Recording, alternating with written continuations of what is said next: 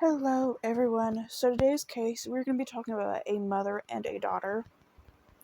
The mother's name is Roseann Stone Pleasant, and her daughter is Valiree Jackson. One of them went missing, and the other one has been murdered. And we're going to be talking about the day. It's incredibly tragic what happened, and the one that went missing is still unsolved. But while it is unsolved, I think it might be a little obvious about who did it. So all the links I used for research will be down below like always, and just as another reminder, I've been saying this in every video, there's also a link below for a case suggestions form in case you have anything you'd like me to cover. Just go there, there's just a few questions for you to fill out. So let's go ahead and hop into this. So Roseann was born September 1st, 1957, and was 35 at the time of her disappearance. She is 5'9", 145 pounds, with black hair and brown eyes. Her case is classified as endangered missing. She was last seen in Spokane, Washington on October 1st, 1992. She was a prostitute and drug addict at the time she disappeared. And I'm going to stop right here because I'm going to say right now, do not, under any circumstances, leave any shitty, vile, or disgusting comments about Roseann, or, well, obviously if she didn't want to go missing, she shouldn't be having this kind of lifestyle. Shut the fuck up if you can't be kind, okay? I will not tolerate any kind of slander against the victims, so just letting you know right now, I won't fucking tolerate that, okay? You will be respectful here. Also, side note, I want to apologize because I could find very few clear photos of Roseann. That's why you're only going to see maybe a couple of her. So I apologize for that as well. So where were we? Yes, she was a prostitute and drug addict at the time she disappeared, but that does not excuse her being taken or whatever happened to her. She was the mom to Valiree Jackson, who would later on be killed. The last person to see Roseann was William Bradley Jackson, also known as Brad, but was reportedly seen at a corner store the day she went missing. 1 week before she went missing, she allegedly called her brother, who lived in Arizona, and told him she was concerned for her safety. Supposedly, she planned on taking 3 of her 4 children and moving somewhere down south, but she wouldn't get that chance because she went missing and Valiree would die 7 years later. And I just want to say that I don't know anything else about her other children. I only know about Valiree, so if I don't mention them again, that is why. So yes, it's believed that her disappearance is somehow linked to her work and lifestyle. Again, does not excuse what happened to her if something horrible happened to her. So, no shitty comments. It's reported that she had previously witnessed a friend and fellow sex worker be shot to death, which took place just months before she actually went missing. It's also believed her affairs could have played a role, but her boyfriend was questioned by police, and it's reported that he was a person of interest. There are also reports that he physically abused Roseann, over even being arrested for domestic violence. Not long after Valiree was born, William was awarded primary custody while Roseann was allowed supervised visitation. William and Valiree lived at his parents' home, and it was just days before she turned 2 when Roseann vanished. He refused to cooperate with police and wouldn't agree to take a polygraph test. So I think it's starting to become a little obvious who we think probably has something to do with Roseann's disappearance. I'm not saying allegedly. My opinion, I think we're getting a little bit of a picture here. In 1999, 9-year-old Valiree went missing, and this was baffling to the family. This also made police look harder at William.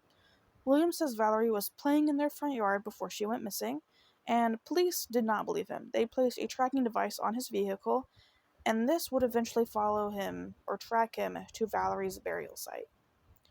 William was confronted, and he admitted to killing his daughter, but he would claim that it was an accident, because of course he would. So, Valiree was taking the medication Paxil to help control behavioral problems, and William said that she accidentally overdosed. I just want to stop right here and make a little comment. She is 9 at this time. She's taking this medicine, I don't. Who is allowing their child to just take their medicine and not be supervised? Like, who is allowing their child to get the medicine for themselves? Now, you might be thinking she's old enough, she knows, like, don't take too many. But I'm just saying, like, would you still trust your child to take care, or not take care of this medicine, but take as much as she's needed, or not take too many? It's a pretty serious medicine, like, is all of it is, but if it's something that could cause your child to overdose, or it's a very serious medicine is what I'm trying to say, would you really just allow your child to just, hey, take it every day yourself? I trust you. You're not watching your child do it. You're not making sure they take it. I'm just saying, it's a little weird to me that, hey, whatever, It's just a little weird. Valiree was described as a bright, loving child, but she regularly fought with William's girlfriend, Danette Schroeder, and that is what labeled her a menace. So, why are we surprised? William is on the side of his girlfriend. Leave my girlfriend alone. My daughter is a menace. Like, what are they fighting about? Like, maybe she has a reason to not like Danette, but like, hey, whatever, William. William claimed he didn't know what to do when she died, and he panicked and decided to cover up her death. And again, I just want to pause here. If it was an accident, like you are claiming, you call the police and say, my child takes this medication. I think she accidentally overdosed. She's not breathing. I need help right away. You get help. You call 911. If you're truly innocent, you get help right away in case there's something that they can do to bring your child back. You don't cover up their death.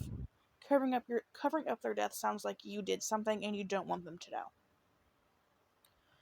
Well, police weren't convinced, and they speculated that he actually smothered her. And an autopsy revealed that there was bruising around her nose and mouth.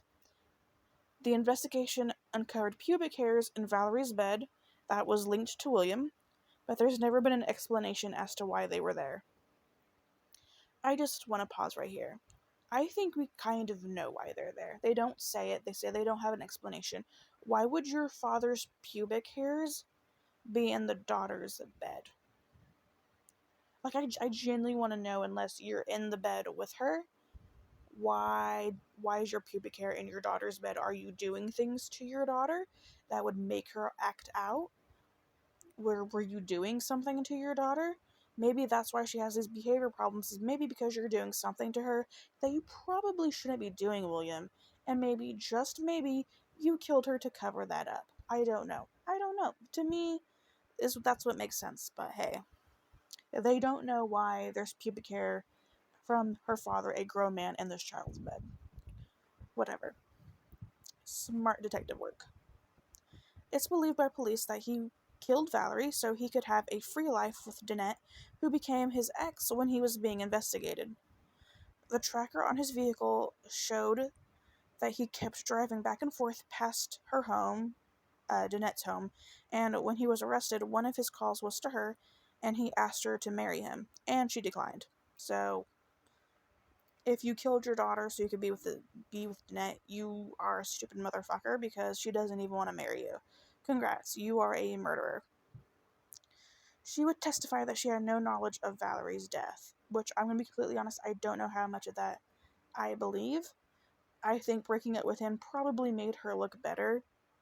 Like, I didn't know, she immediately leaves him. But I don't know if I believe her. I feel like she knows a little bit more about what happened. William was convicted of Valiree's murder in 2000 and sentenced to 56 years. Roseann has never been found, and William has never been charged with her death. Her brother believes that William, who was a construction worker at the time, buried Roseann in the foundations of one of the construction sites he worked at. And that is all I have for you guys on the case of Roseann Stone Pleasant and Valiree Jackson. Let's talk about it. I just want to say real quick that her brother thinking that William buried Roseann in the foundations of one of the places he worked at, that gave me the chills. Like, if that's the case, her body might not ever be recovered, honestly. And I'm going to be completely honest, I 100% think that William had something to do with her death. He obviously had no qualms about killing his own child, which they found evidence of bruising on her nose and mouth. I 100% agree that he smothered her. And if he's willing to do that to his child, who says he's not going to do that to the mother of his child? He's obviously not a good man. Um, I think I'm I'm not sure why he would kill Roseann. Maybe he just didn't want her around anymore. He just wanted Valiree to himself for whatever reason. Maybe he just wanted her out of the picture. Maybe they got into a fight or something. And I think that he probably killed her and buried her somewhere. I definitely think that's a likely scenario. As for his own daughter, um, I believe that maybe he might have been touching her or doing something with her in the bed that he should not have been doing.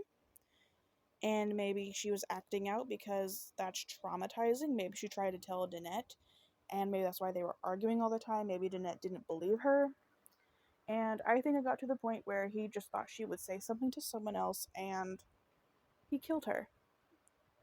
And I truly think that's what he did. And I think he tried to blame it on an overdose as like a way to get out. Because I don't know why else this pubic hair would be in her bed. And I do think that Danette probably started to realize that maybe he was doing something, and that is why she broke up with him. Or maybe she had maybe known about it before. I don't think she's completely innocent, but allegedly, my opinion. Let me know your guys' thoughts down below. Do you think William harmed both Roseann and his daughter? What do you think he did to Roseann if you do think he harmed her? And do you think Danette had any prior knowledge to what happened to Valiree? Let me know your thoughts down below, but please, please be respectful. Someone did lose their life, and someone else may have potentially lost their life, so please just be respectful to them in the comments. Please don't bring up, oh, she deserved this happening to her because of her lifestyle. Just don't do it. It's gross, and I don't want to have to block you. So, just please be respectful in the comments down below. And thank you so much for listening to the story of Valiree and Roseann. And I will see you guys very, very soon. Bye, guys.